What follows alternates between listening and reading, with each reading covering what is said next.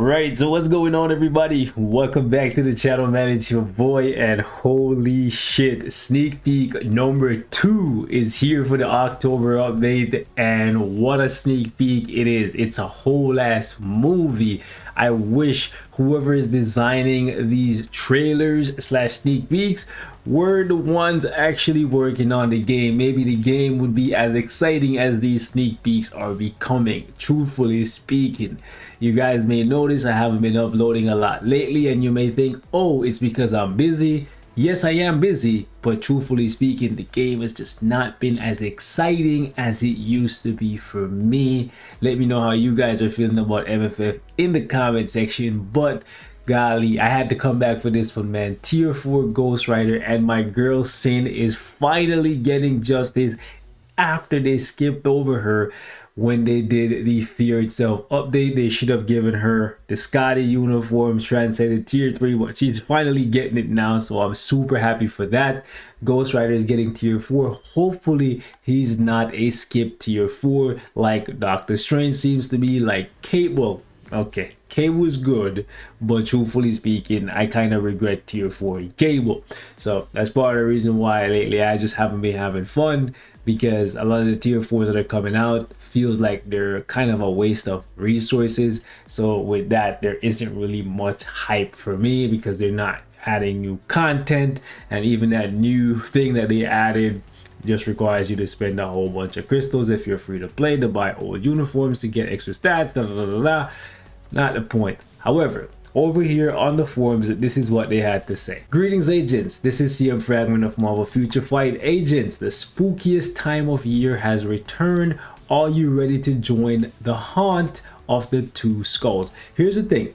I honestly thought it was going to be Red Skull when I saw the Hydra symbol. Like, at first I was like, wait, tier 4 Red Skull? No way. But then I remembered earlier when the update dropped, there were leaks, hints, data mines if you will, saying that Ghost Rider was gonna get tier 4. And then I was looking at the world event for the past couple days, and I noticed Ghost Rider was popping up more and more and more in world event, so it kind of hinted that, yeah, maybe Ghost Rider is getting something. But I'm not too sure what we're gonna be using Ghost Rider for. Obviously, once again, it's a one and done sneak peek. They're putting everything in one shot. It says, check out the new looks and abilities of the superhero who fights evil with flame of vengeance, and the supervillain with diabolical intellect. We'll announce more information to the patch details later, so one and done as we are accustomed to at this point.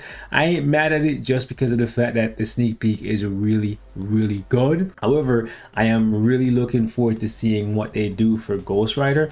Ghost Rider for sure needs a heal. My biggest problem with Ghost Rider as it stands, even in this King Itself uniform, is the fact that he has very little in the way of survivability. Offensively, he's absolutely fantastic because of this tier 2 passive. I hope they don't touch it. If they touch it, maybe increase the skill damage and bonus damage.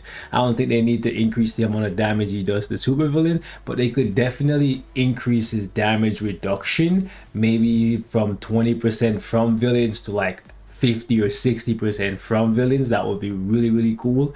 In addition to that, I think they should touch the cooldown time on the third skill. The third skill, 30 seconds, is insanely high, even though I understand why, because of that 250% attack buff for 3 seconds. But 30 seconds is way too high if you ask me. I like the fact that skill has iframe ignore. I'm not gonna say they should make him proc friendly, but truthfully speaking, if he was proc friendly, that'd be cool. But we have the rages and we have the judgments, especially judgments. They don't get used that often, so I would be okay with him staying as is if he's not a super proc friendly character. But I think they should tweak the cooldown time of the third and the fifth for sure. I think Ghost Rider has some of the longest cooldown times in the game. For him to have a fifth skill on 20-second cooldown and a third skill on a 30-second cooldown, I don't think there's another character in the game that has longer cooldowns than, well, maybe Doctor Strange. No, you know, even Strange. Collectively,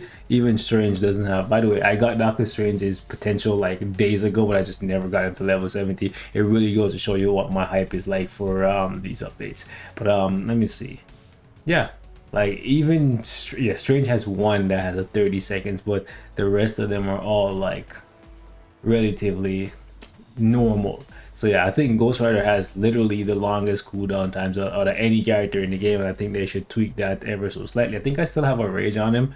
I would be interested to see how much better he performs with a new uniform with a judgment, but for sure survivability is my biggest thing with him. So more damage reduction, a heal, touch the cooldown times, that will be absolutely fantastic.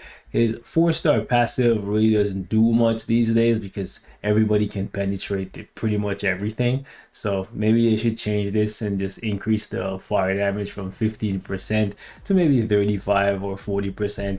That would be pretty cool. Besides that, his uniform bonus doesn't really offer much, so maybe they could add something here like chain hit damage or something like along those lines. That'd be cool. Additionally, I am kind of curious to see what they're gonna give him for an artifact. My guess is they're gonna do something like they did with Thor and others, where they just basically convert his resistance into extra fire damage. So like in the case of Ghost Rider, since his leadership is fire resistance, if you use him as a lead, then he probably will just convert that fire resistance into fire damage, kind of like what they do for Thor, Professor X, and a bunch of other elemental characters. They have that, so I don't really expect anything new and unique for Ghost Rider's artifact, but it would be cool if they did something. Next up is my girl Sin, and this is one I've been waiting on ever since she got released, because she was released under the guise of being Sharon Rogers' counterpart. Whereas Red Skull was supposed to be Captain America's counterpart,